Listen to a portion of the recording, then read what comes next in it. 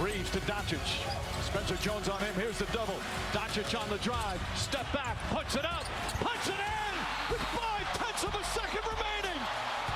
Lakers by 2. Jokic fires it. What a game. As we say hello and welcome to Access Sportsnet Lakers, brought to you by your Toyota dealers. We make it easy. Allie Clifton alongside the Hall of Famer Big Game James Worthy, Mike Bresnahan, Mike Trudell handling the post-game locker room responsibilities. What a game.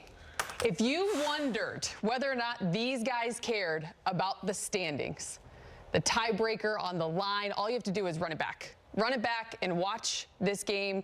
I would really just say from halftime on. But nonetheless, I want to give you this, Big Game. I do want to give you this. The Lakers, coming off a big night where their starters were huge. You look at a night like this. We can fill in the blanks, but you've got a 41-year-old who's not afraid to dive on the floor. Okay? You've got a big who showed up when it mattered most, especially in that extra 5. You've got a former Defensive Player of the Year on both ends of the floor in Marcus Smart, a guy with delusional confidence who was undrafted coming into the NBA, and a guy who's been in the position so many times throughout his career that they call Magic. Luka Magic with a big shot. Lakers come up big, own the tiebreaker. Allie, the ingredients you just described makes a perfect solution, a perfect cake, and they played absolutely just together. They played together. You could tell that they never gave up. They had the big lead in the third, knowing Denver can come back. Denver's come back from 20-plus points several times. So we knew that was coming, that they were going to make a run. But the way they finished and the way you could see finally, I mean, they've had it, but you can see the confidence that they have in one another. They're connected. Marcus Smart, man, he's a godsend for us. Never seen LeBron dive on the floor like that until Marcus Smart showed up. LeBron, I mean, those were some amazing, impressive plays. He going on the floor. Marcus Smart hitting threes and defending. Ayton defending Jokic, a block, and also forcing him into tough shots. I mean, this team is just coming together at the right time, never giving up. Delusional Reeves, whatever you want to call him. He said he'd done that before in the AAU game. He saw that nobody was on that side, and he hit the rim on that side, and he went and got it and made that play. That's just togetherness. But Marcus Smart, his defense and his big shot making just inspires this club, in my opinion. I mean, and Luka. Let's not forget about Luka.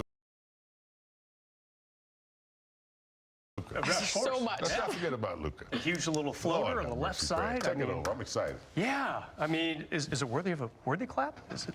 Yeah, I thought so. Send him in a long time. Shoulders hurt sometimes. He rolled it like I used to. Gotta roll those shoulders. Give me some snaps. Worthy snaps and claps. James, I thought you and Allie both nailed it. I mean, there's so many things to point to. And for whatever reason, I'm picturing like a 7-year-old Austin Reeves trying that in like an AAU league and succeeding and saying, at some point, when I'm in my late 20s, I might need to go back to this. And he did, Allie. And I think the brilliance of it is he saw that Denver was kind of overloaded on the right side of the key with potential rebounders.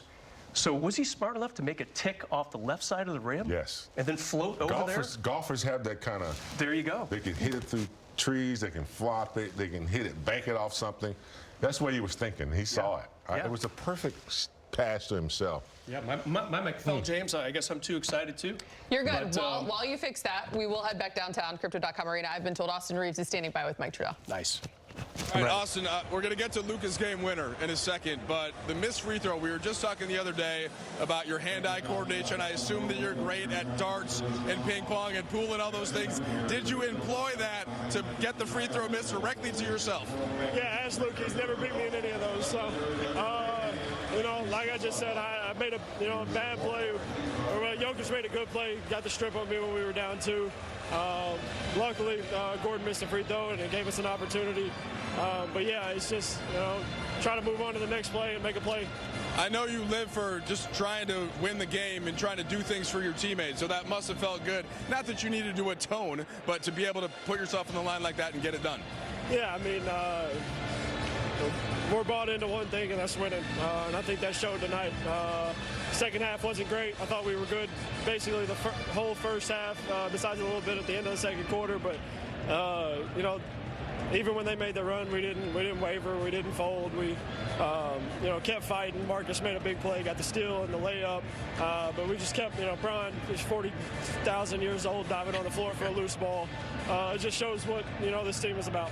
Yeah, and Ayton coming into the overtime, and you had to make sure Luka wasn't going to throw something at you. I saw that. This will be the last one, though. The final play, right? Jokic ties it up. You have about 15 seconds left. What was the look, and how did Luka manage to get into that spot and hit it? I mean, he just does what he's done his whole career. He's the professional bucket getter, and he put that on display. They sent a double at him basically all night. I don't know what he ended up with, but happy to have him on our team.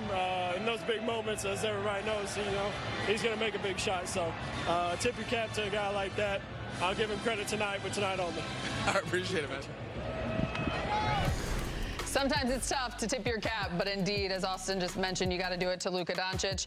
Obviously, we've been talking all game long. This was a big one when it comes to the Western Conference standings because it meant the eventual tiebreaker between LA and Denver. The season series is now over. LA wins it 2-1. They're now in that 3 spot, a half a game up of the Houston Rockets. We'll get into later, obviously, seeing the Rockets 2 times, Monday and Wednesday, coming up in Houston this week. But I think we got to go back and look at just how this game came to fruition. We talked a little bit about it. Austin Reeves and those free throws. Big game. We were in here. They were talking about on the broadcast as well. Does he make the front end? Does he miss the second one? We were wondering what he would do. Obviously, you had Aaron Gordon, you had Nikola Jokic. You didn't think he'd possibly have an opportunity to get a rebound over them if he misses it. And then here comes the delusional, confident human being. By the way, he said it, not us. Yeah, that's his quote. But, yeah, I mean, look, what he's looking at right now is Ayton and Jokic. The Denver Nugget overloaded on the other side. So that was a perfect hit of the rim. It was a sharp dart, like he's throwing darts. And he knew it would come left if he hit it on the left side of the green, most likely.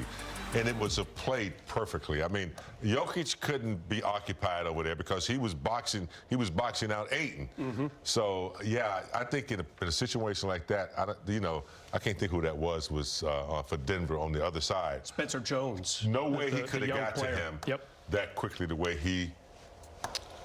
way he shot that ball at the rim and kicked off, it was just a perfect scenario. Yeah, then Luka winning it with a very similar shot, not off the rim, but just on that left side, a little floater there. That's an 8-footer with 1.9 seconds left in regulation. Yeah. I never thought I'd say this, but Austin Reeves, geometry whiz. I mean, he's just playing some angles right there. And right after this, we're going to take a look at Luka's shot. Again, not off the crazy bounce. He had to beat 2 defenders. He's a little bit farther out, but still, James. You don't let him out of a double team. If you're going to double, there's no way that he goes the opposite way when there's the double coming from the top side. That was a huge mistake to let him spin out of it to his favorite shot, which is a step back. Create the space, and that's what they're going to see on the local news tonight. I mean, stepping back and you can't get to Luka, lights out with 0.5 left on the clock. And the Lakers have been doing this all year. Not this crazy, not this intense, not this late in the season. Like, it's a team that's right next to them in the standings. We've been talking about how good they are in the clutch. And they win probably 80% of the time in the last 5 minutes when the game is close, James. And today is just the latest example of a team. I don't want to say they're a team of destiny. It's too soon. We still have 4 weeks left in the regular season. But that's a magical night. And that's not a word I love to use. I feel like it is overused probably, but what an incredible end to that game. Starting in the regulation with the recovery off the missed free throw. And by the way, we're talking about a guy, Austin Reeves, is wide open on that left side after he perfectly timed that shot and that rebound. Nobody really near him. He's done that little floater from the left side from 8 feet out numerous times. And Allie, James talked about briefly, DeAndre Ayton in that overtime. He scored on a little shot in the paint. He was the only one to score until Marcus Smart hit that 3 ball. Right. And then he had a little hook shot. Ayton did. And he played defense not once, but twice really well against Jokic. So he's kind of pushing him away from the basket, just making it difficult for the Joker. Not a lot of people do that, but he did it twice in the paint in that OT. Huge 5 minutes for DeAndre Ayton as well. I'll continue to hang on what Robert Horry said last week here, just talking about underestimating the feeling of momentum And when you think about where the Lakers are right now here down the stretch, JJ mentioned it in the pregame how critical this stretch is upcoming, even on top of a pivotal game today. They've now won 5 in a row. They won 8 of their last 9. You're going out on the road for a 6-game road trip that is not easy. What can moments, what can games, energy like this at this point of the season, big game, do for you? It can give you confidence that stays. You know, during the season, they've had nice runs, then it goes away. They play some ugly basketball. Come back a couple games, then it goes away for a little while. This type of momentum, 8 out of 9, beating a good team at home like Denver, New York, Minnesota, it stays around. And at this time of the season, I know they can't afford to lose this consistency and this momentum. They've always been a good defensive team down the clutch moments. They have to keep that going. I thought the first half of this game is what they need to copy and try to have that available for the rest of the season. It was a good first half. You're going to be tested. They were by a championship quality team who had gotten all their players back healthy. Murray, unfortunately, didn't have the game, which is credit to our defense. It's bad. Credit to Marcus Smart and our guards for putting that type of pressure on him. But I think this is staying power when you look at the games that they won and how they've been able to win and how players are starting to emerge. We're healthy for a change. We got everybody back. Easier for the coach to have his rotations. I like where we are right now. Absolutely huge week. We've been talking about for a while. You beat the Knicks, hold them under 100. You force Minnesota really out of their offense too. And then you do what you did tonight against Denver. And Murray, I don't think I've ever seen him so ineffective. 1 for 14, fouled out.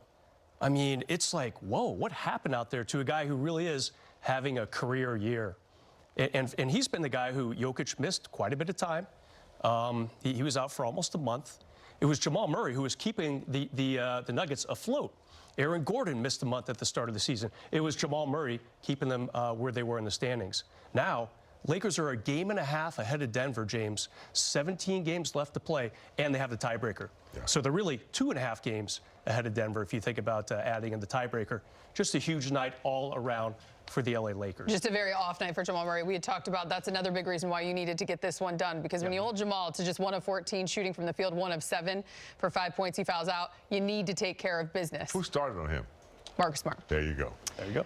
With that said, the Lakers are 17-20 versus teams above 500. 3 of those 17 wins have come in this last week. Time to hear from Coach JJ Redick, brought to you by your Toyota dealers.